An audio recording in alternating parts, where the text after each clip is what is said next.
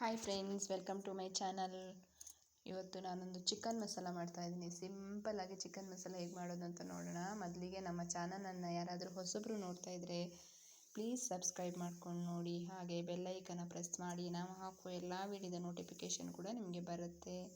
ಹಾಗೆ ವಿಡಿಯೋ ಇಷ್ಟ ಆದರೆ ಒಂದು ಲೈಕ್ ಮಾಡೋದನ್ನು ಮರಿಬೇಡಿ. ಬನ್ನಿ ಇವಾಗ ಚಿಕನ್ ಮಸಾಲ ಹೇಗೆ ಮಾಡೋದು. ಚಿಕನ್ ಮಸಾಲ ಅಂದರೆ ಇದು ಸಿಂಪಲ್ಲಾಗಿ ನಾವು ಬೇಗನೆ ಮಾಡ್ಕೊಳ್ಳುವಂಥ ಮಸಾಲೆ. ಯಾವುದು ಜಾಸ್ತಿ ಮಸಾಲೆಗಳನ್ನು ಹಾಕ್ತಾ ಇಲ್ಲ, ಇಲ್ಲಿ ನೋಡ್ಕೊಂಬರೋಣ. ಮೊದಲಿಗೆ ಒಂದು ಮಿಕ್ಸಿ ಜಾರ್ ತೊಗೊಂಡಿದ್ದೀನಿ. ಇದಕ್ಕೆ ಇವಾಗ ನಾನು 1 ಹಿಡಿಯಷ್ಟು ಕೊತ್ತಂಬರಿ ಸೊಪ್ಪನ್ನು ಹಾಕ್ಕೊಳ್ತಾ ಇದ್ದೀನಿ.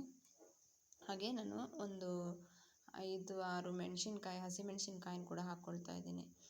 ಶುಂಠಿ 1-2 ಇಂಚ್ ಹಾಕ್ಕೊಂಡಿದ್ದೀನಿ. ಹಾಗೆ ಬೆಳ್ಳುಳ್ಳಿ ಒಂದು 5-6 ಇಸ್ಲು ಹಾಕ್ಕೊಂಡಿದ್ದೀನಿ. ಇಷ್ಟನ್ನು ಹಾಕಿ ನಾನಿವಾಗ ರುಬ್ಕೊಳ್ತೀನಿ. ನೀಟಾಗಿ ರುಬ್ಕೊಂಡು ಬರೋಣ ಇದನ್ನು.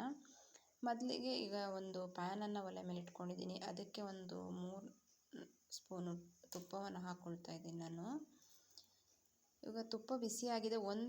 ದೊಡ್ಡ ಸೈಜಿನ ಒಂದು ಈರುಳ್ಳಿನ ಕಟ್ ಮಾಡಿ ಅದಕ್ಕೆ ಆ್ಯಡ್ ಮಾಡ್ಕೊಳ್ತಾ ಇದ್ದೀನಿ. ಈರುಳ್ಳಿನ ಚೆನ್ನಾಗಿ ತುಪ್ಪದಲ್ಲಿ ಫ್ರೈ ಮಾಡ್ಕೊಳ್ಳೋಣ ನಾವೀಗ. ಈರುಳ್ಳಿ ಚೆನ್ನಾಗಿ ಫ್ರೈ ಮಾಡ್ಕೋಬೇಕು.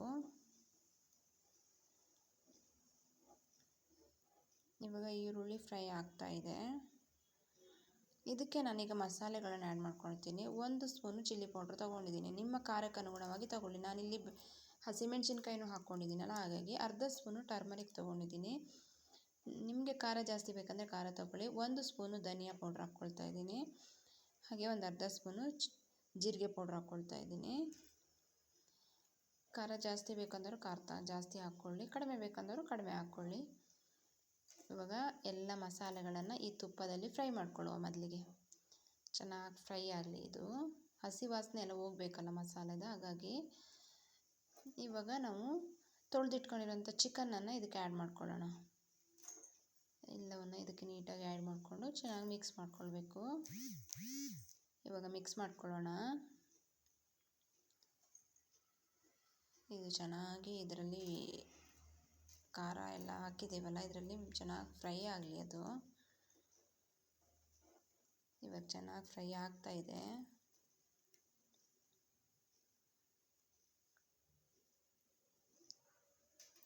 ಚಿಕನನ್ನು ಇನ್ನು ಮೊದಲಿಗೆ ಬೇಯಿಸ್ಕೊಳ್ತಾ ಇಲ್ಲ ನಾವು, ಎಲ್ಲ ಖಾರ ಎಲ್ಲದರಲ್ಲೂ ಮಿಕ್ಸ್ ಜೊತೆಯಲ್ಲೇ ಬೇಯಿಸ್ಕೊಳ್ತಾ ಇರೋದು. ಇದು ಬೇಗನೆ ಆಗುವಂಥ ರೆಸಿಪಿ, ಹಾಗೆ ಟೇಸ್ಟಿಯಾಗಿರೋಂಥ ರೆಸಿಪಿ. ಚಿಕನ್ನಲ್ಲಿ ಒಂದೇ ಥರ ತಿಂದು ಬೇಜಾರಾಗಿದ್ದರೆ ಈ ರೀತಿನೂ ಮಾಡ್ಕೊಂಡು ತಿನ್ಬೋದು. ಇವಾಗ ನಾವು ಉಪ್ಪು ಆ್ಯಡ್ ಮಾಡ್ಕೊಳ್ತಾ ಇದ್ದೀನಿ. ಇದಕ್ಕೆ ಸಾಲ್ಟ್ ಹಾಕ್ಕೊಳ್ತಾ ಇದ್ದೀನಿ, ಪಿಂಕ್ ಸಾಲ್ಟು. ನೀವು ಯಾವುದನ್ನು ಹಾಕ್ಕೊಳ್ಳಿ. ಆ್ಯಡ್ ಮಾಡಿಕೊಂಡು ಚೆನ್ನಾಗಿ ಮಿಕ್ಸ್ ಮಾಡ್ಕೊಳ್ಳೋಣ ಇದನ್ನು.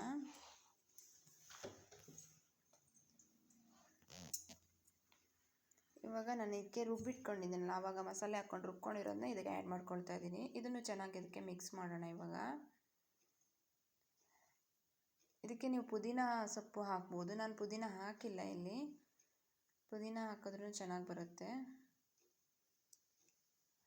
ಇವಾಗ ಚೆನ್ನಾಗಿ ಮಿಕ್ಸ್ ಮಾಡಿ ಇದನ್ನು ಬೇಯಲಿಕ್ಕೆ ಬಿಡಬೇಕು ನಾವು. ಇದು ಮಸಾಲೆ ಜೊತೆಗೇ ಚಿಕನ್ನು ಕೂಡ ಅದ್ರ ಜೊತೆಲೇ ಬೇಯಬೇಕು. ಹಾಗಾಗಿ ಇದು ಚೆನ್ನಾಗಿ ಬೇಯಲಿ. ಇವಾಗ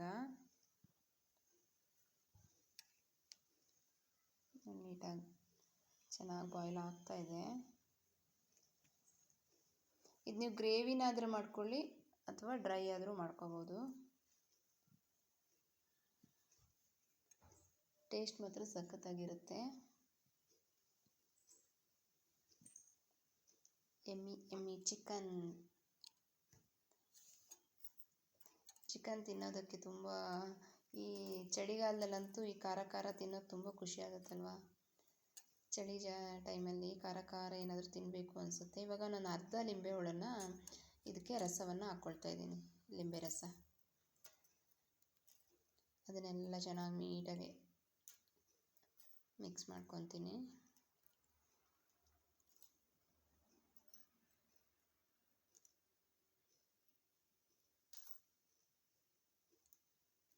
ಚೆನ್ನಾಗಿ ಬಾಯ್ಲ್ ಆಗಕ್ಕೆ ಬಿಡಬೇಕಿದ್ದೀನಿ ಇವಾಗ.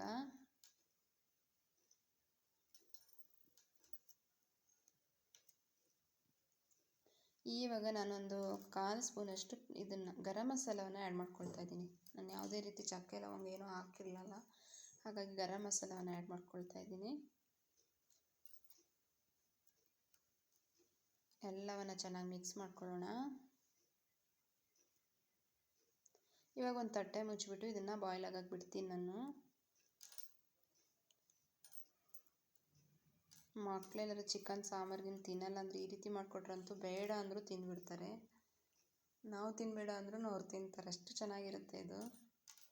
ಮಕ್ಕಳಿಗಂತಲ್ಲ, ದೊಡ್ಡವ್ರಿಗೆಲ್ರಿಗೂ ಕೂಡ ತುಂಬ ಇಷ್ಟ ಆಗುತ್ತೆ ಈ ಚಿಕನ್ ಮಸಾಲ. ಇವಾಗೆಲ್ಲ ನೀಟಾಗಿ ಮಿಕ್ಸ್ ಮಾಡ್ಕೊಳ್ಳೋಣ. ಎಲ್ಲ ಬೆಂದಿದೆ ನೋಡಿ, ಡ್ರೈ ಆಗ್ತಾ ಇದೆ.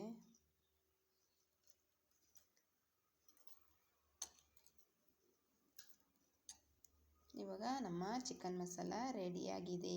ಇದಕ್ಕೆ ನಾವೀಗ ಮೇಲ್ಗೆ ಸ್ವಲ್ಪ ಕೊತ್ತಂಬರಿ ಸೊಪ್ಪನ್ನು ಹಾಕ್ಕೊಳ್ಳೋಣ.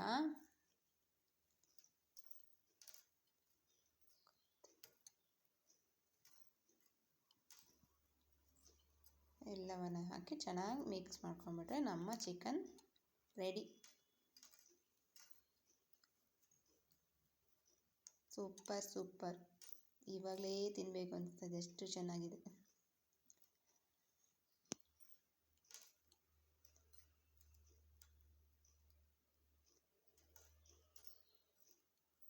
ಓಕೆ ಫ್ರೆಂಡ್ಸ್, ಚಿಕನ್ ರೆಡಿಯಾಗಿದೆ. ಹೇಗಿದೆ ಅಂತ ನೀವು ಮನೇಲಿ ಮಾಡಿ ಕಮೆಂಟ್ ಮಾಡಿ ನನಗೆ ತಿಳಿಸಿ. ಬಾಯ್ ಬಾಯ್, ಥ್ಯಾಂಕ್ ಯು.